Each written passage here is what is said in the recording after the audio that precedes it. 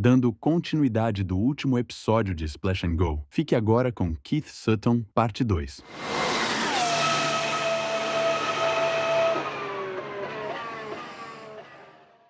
So then we obviously know the story. He won 3 championships. It's one of the most, if not the most adored driver, admired by the drivers and stuff. And after all this, we had Imola, and I wanted to listen to you, have your standpoint, your point of view there.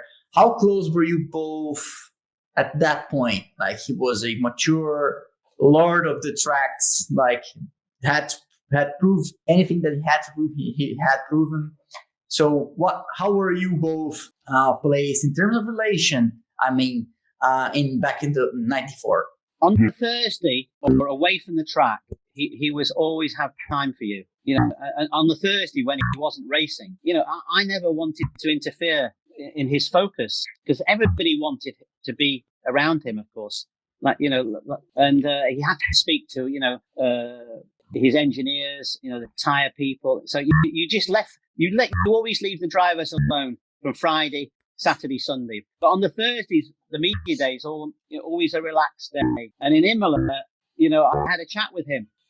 He was talking with Rubens Barrichello and Christian Fittipaldi. The 3 Brazilians were chatting, and had a small chat with him. And he was in really good form. He was smiling. He seemed happy. You know, of course, he was in a relationship with Adriana. And yeah, he seemed in a good place on the Thursday, which was the last time I spoke to him. Oh, was it the last time? I see. Okay. And then of course we had Friday practice. I was there at the corner when Rubens Barrichello went off, and I shot the whole sequence. I shot it very slow, in a very slow shutter speed. Normally, when you're taking the pictures of a race car, you might use a thousandth or a 500 to freeze it.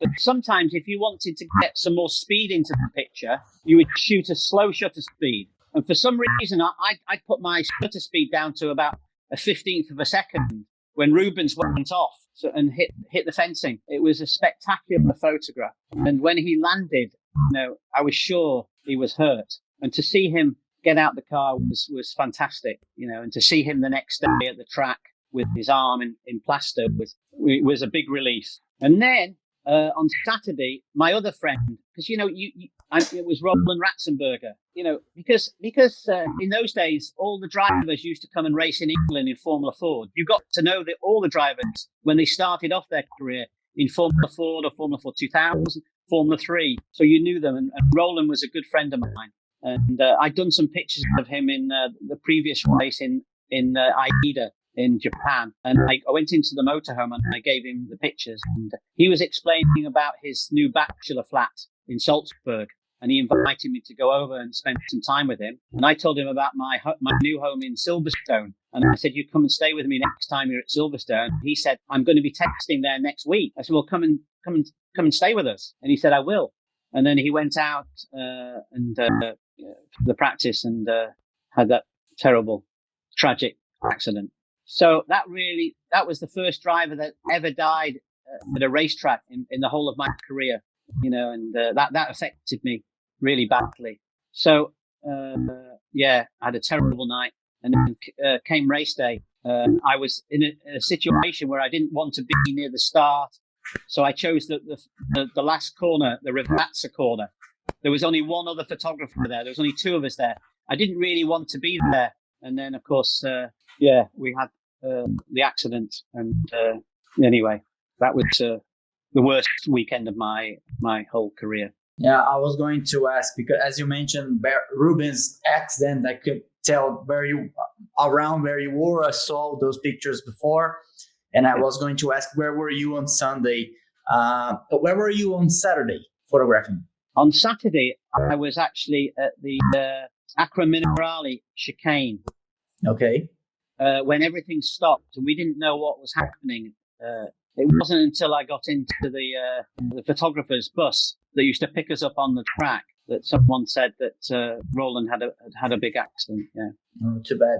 One thing I interviewed before here David Brabant in 2022, which was teammate with Roland, and I mentioned to him an article which a journalist friend of mine wrote, telling that when Michael Jackson passed, the actress, I think it's Farrah Fawcett, passed the day after that, and obviously mankind has its paths and ways of working, and the entire planet talked about the passing of Michael Jackson, and not that much, pretty much nothing about the passing of another relevant actress.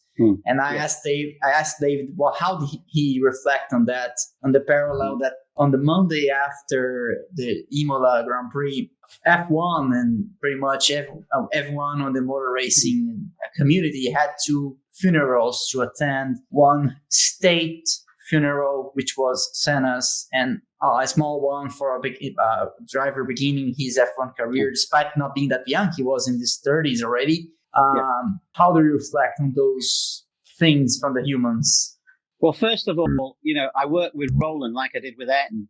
I helped him out with pictures. And what I admired about Roland, he came over from Austria to race Formula Ford, and his dream was to get to Formula One. But what I always say to people, I worked with both drivers. With Ayrton, it took him 3 years to get to Formula One. But with Roland, it took him 10 years, and, he never gave up.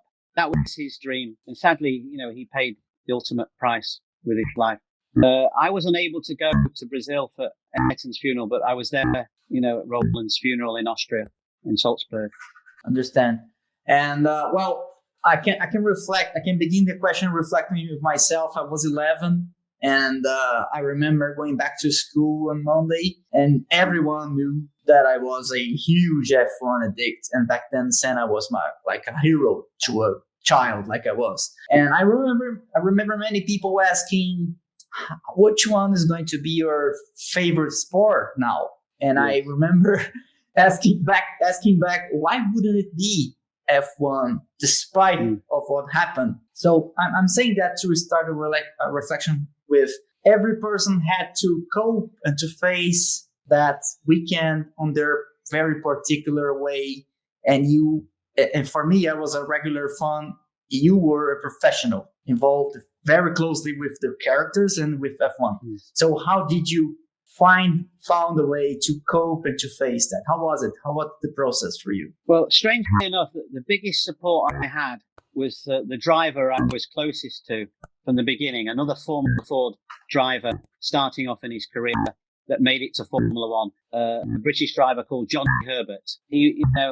I spent a lot of time with him throughout his career, and even when he got to Formula One, sharing hotel rooms, and he was strong that weekend.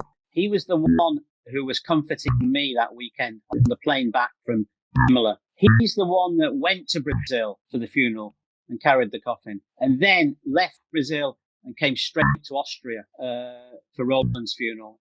So I coped with it thanks to Johnny Herbert. He was so strong, and he helped me get through it. Interesting. Yeah, I knew that he attended both of the funerals, but I didn't know that he was your support. That's if we can say that. So there's been 30 years since then, and when Formula One, on your opinion, was at its finest point, you had the privilege to see very closely all these decades. I don't know if you're still traveling. You can tell me. But when was F1 at its best, in your opinion? I have to say the 80s, when I was in my 20s, traveling the world, doing what I loved, single, no responsibilities, just starting off, my agency, and we had, Senna, Prost, Piquet, Mansell, the 80s were a lot of fun, but a lot of hard work. But then the 90s came, and then it got serious. We started working for the teams as well as all the magazines. So we started working commercially in the photography, and we were working for teams and sponsors, and then we were working for the promoters. And my business grew, and I had 25 staff working for me, covering all kinds of motorsport. It was an incredible business and very successful. And then what happened in around 2000 is the digital came along, and there was a transitional period from film to digital of about 6 years, I would say, because at first the digital cameras the files weren't high enough for us, so we had to carry on shooting film as well. So I was doing the job twice, with one digital camera for the quick pictures to get back, and then we had to shoot film because of the quality, for the archive, the future. Because if we'd have carried on just shooting digital, it would have been terrible. So I had the 5 to 6 year transitional period was a bad time for me. I didn't enjoy the job and trying to do the job twice, and we had to keep up with the technology. We had to get rid of all the machines for all the film processing.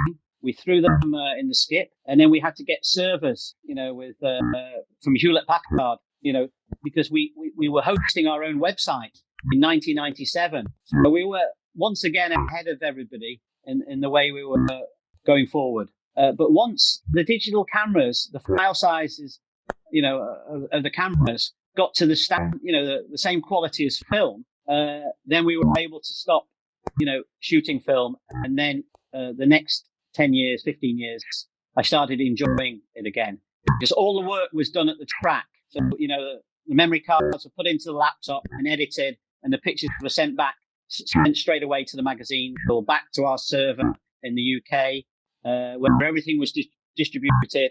So the technology, in a way, made it easier, and it also enabled me then to start staying in some of the countries. When we were shooting film, what we used to have to do after the podium with all the film, we had to go straight to the airport. Away from the track, we had to walk to the hire car, get in the hire car, get to the airport, and get on the first flight back to the UK, and then start processing. So the Sundays was basically a 24-hour day from 6 a.m. in the morning, 6 a.m. Sunday morning to 6 a.m. Monday morning. 24-hour days we were doing, and but we had a fantastic team at Sutton Images, and like I say, it was very successful, and I started enjoying my time at that point. And when this transition began and when it ended, this 5-6 years that you mentioned that you didn't enjoy? I think it was from about 2000 to 2005. Yeah, 6. Yeah. Okay. When we could stop shooting, film. And then, of course, the first digital cameras were so expensive as well. They were like £12,000, just for the camera body, which was a lot of money in those days. But you had to have them because the big agencies that you were competing with, they had them. So you had to have them because people that by then wanted the pictures instantly. They couldn't wait. Yeah, times changing. Yeah. One question about this, about photographing. Many agents, technologies, cameras, lenses, and stuff.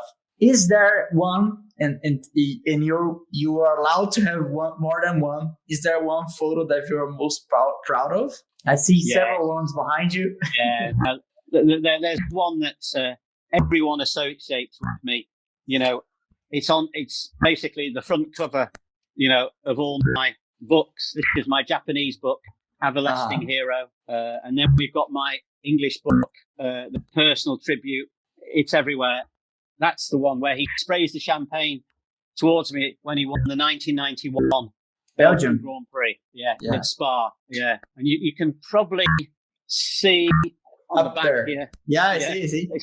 It's all over. That picture, is my iconic image. And I suppose, it's the image that's associated with me as well because of my relationship with Ayrton, over all those years. So very proud of that one. And another question related to photos. I don't know if it's okay to ask that for a professional and well-achieved photographer like yourself, but is there one that we haven't seen because it escaped? Like, I missed it. That you could tell us a funny story or something like anecdote? Well, I can tell you embarrassing stories from the past. only if you want to.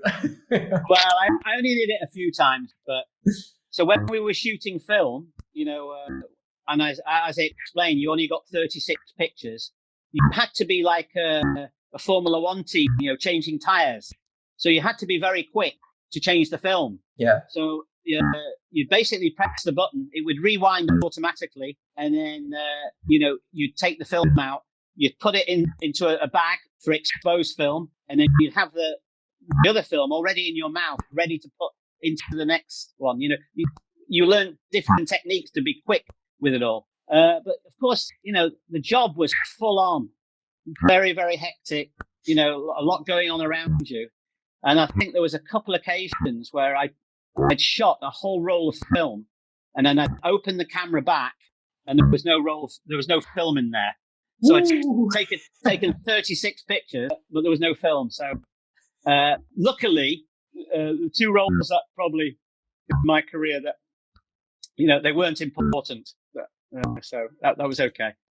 That why we were saying I can relate with both things. Like when I was a child, we went to summer vacation at the beach, and I remember my father telling us, so this year we're taking a lot of photos. We're taking 236 photos films. And I said, I remember thinking, wow, this is going to be super. And now we can take 100 photos on an iPhone with no problem, and no one cares about. And the second thing I can relate is that here I record my movies, my films, my episodes, and I remember 10 minutes of the script going on, and I see that the red light's not flashing, it's not recording. I want to jump from the building, So it happens a lot to everyone. One question: do you still travel with F1? So yeah, I'm very lucky because over those years, and thanks to that first telephone call with Bernie Ecclestone, I got to know him over the years, and he was a tremendous support to me and my business. I used to go and see him every year at his office and catch up on the season and what was going on in my world, and because of that, he was very supportive,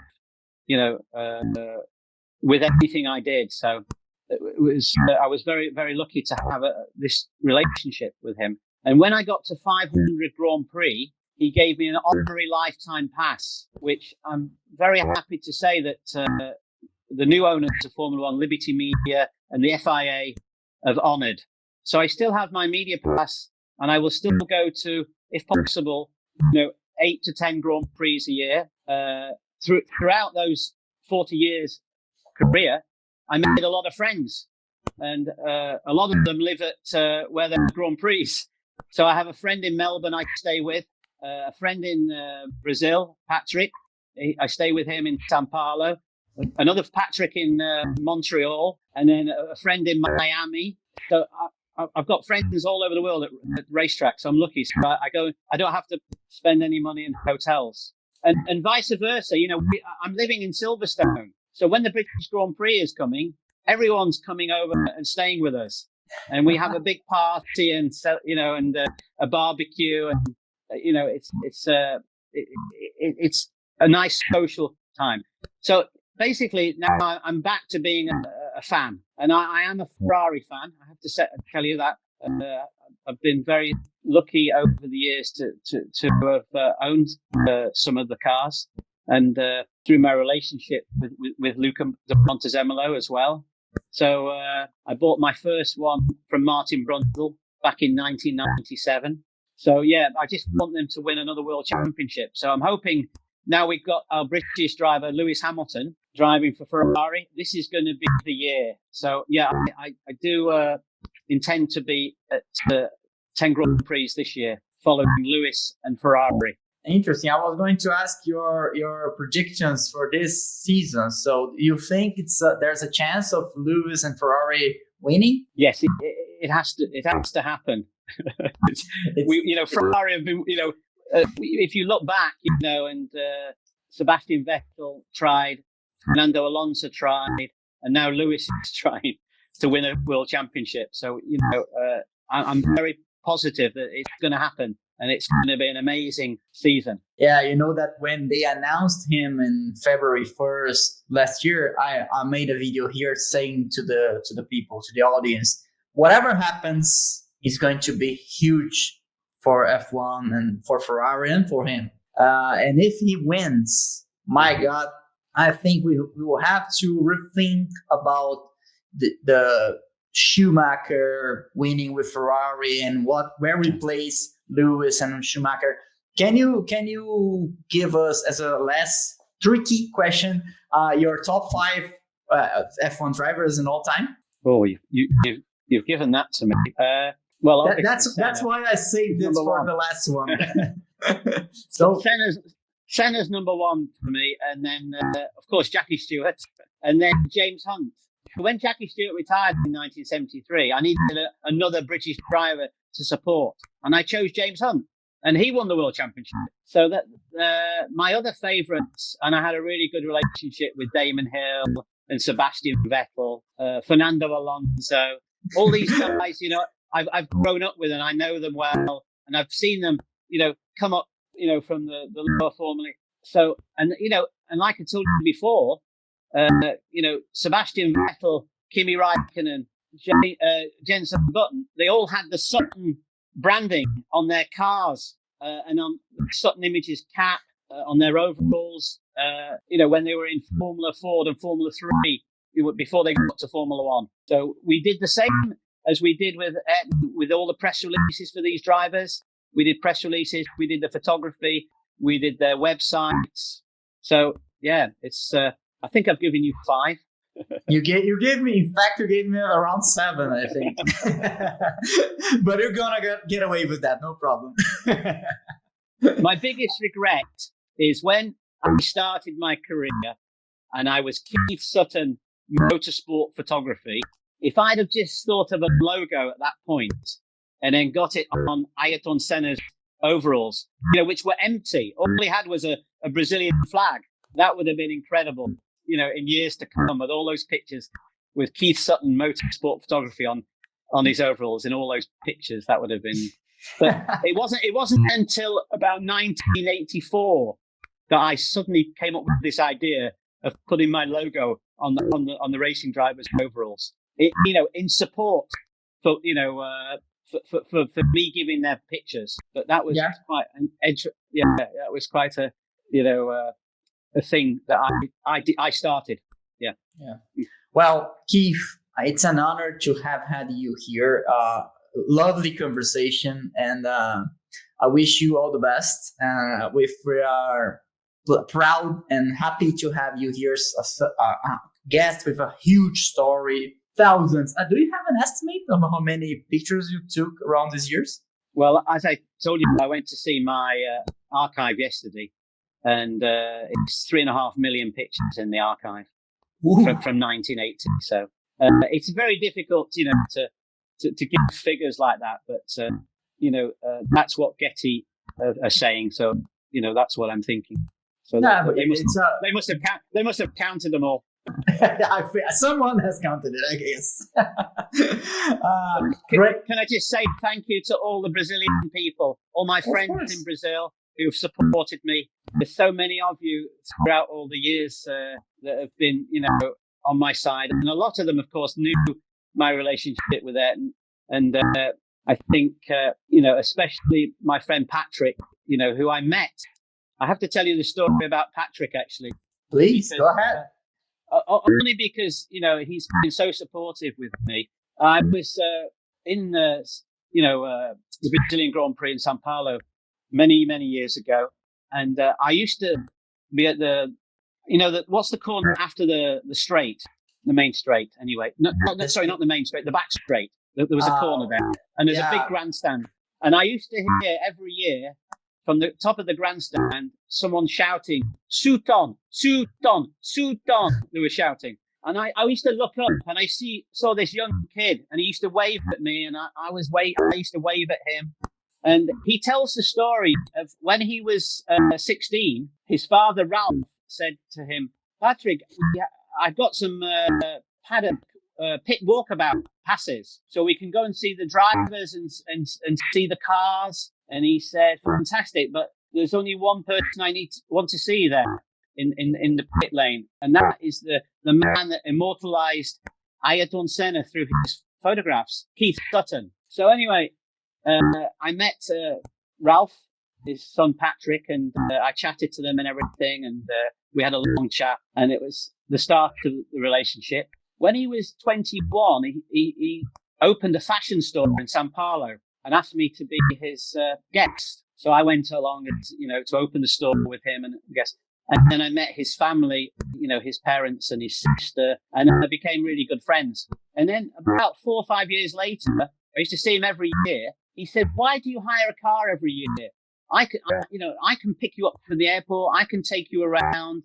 And I said, "Well, that's brilliant. If you can do that, that will save me some money. And you can stay in the hotel, in the Transamerica, with us. And I will get you a guest pass from my friend Bernie Ecclestone." So that's how that relationship started. And and now, I stay with him when I'm at the Grand Prix at his apartment in Sao Paulo. And funnily enough, he started to, first of all, his business, after the fashion business, he got into carbon fiber. He's had lots of different businesses, but then he started to race as well. And his sponsor, by pure coincidence, well, it wasn't a coincidence, because his father had an advertising agency, and they looked after Jeans Pool, which is the sponsor of Senna back in Formula 3. Yeah. And so they sponsored him in his Porsche Super Cup, race and championship. Anyway, his dream was to race at the Brazilian Grand Prix in the Porsche Super Cup. And then it finally came true. And I was there with him, following him all weekend. And incredibly, he finished third. He was on the podium. Wow.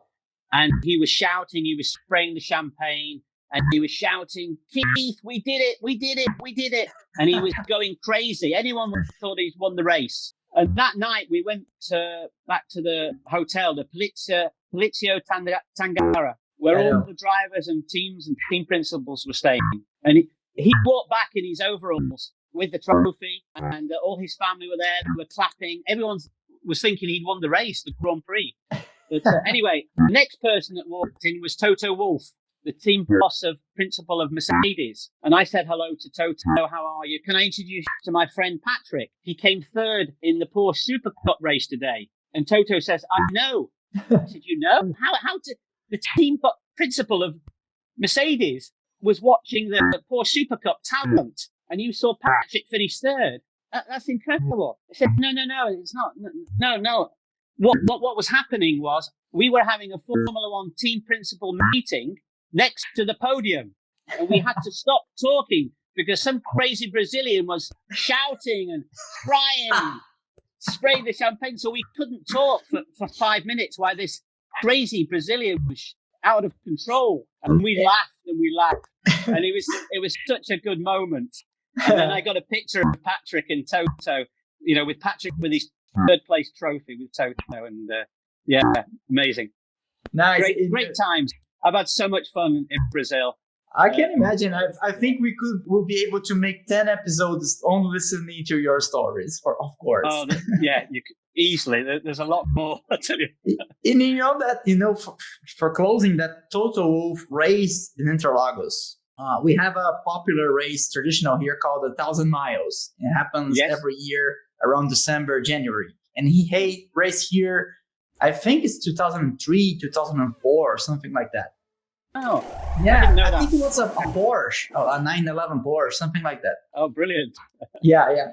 So once again, Keith, great thanks for you. Lovely chat. Yeah. Lovely chat to talk to you, sharing these stories of all these decades. Thank you very much. Whenever you're in Brazil, please, now you have my phone on your WhatsApp, message me, and perhaps we can have a beer and talk about all this. Thank you for having me. Or even a caipirinha. Yes. Yeah. Thank you for coming. Yeah. Thanks, Rodrigo. Thank you, everyone.